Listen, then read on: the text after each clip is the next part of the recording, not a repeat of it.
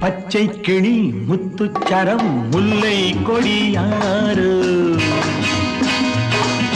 பச்சை கிளி முத்துச்சரம் முல்லை கொடியாறு பாவை என்னும் பேரில் வரும் தேவன் மகள் நீயோ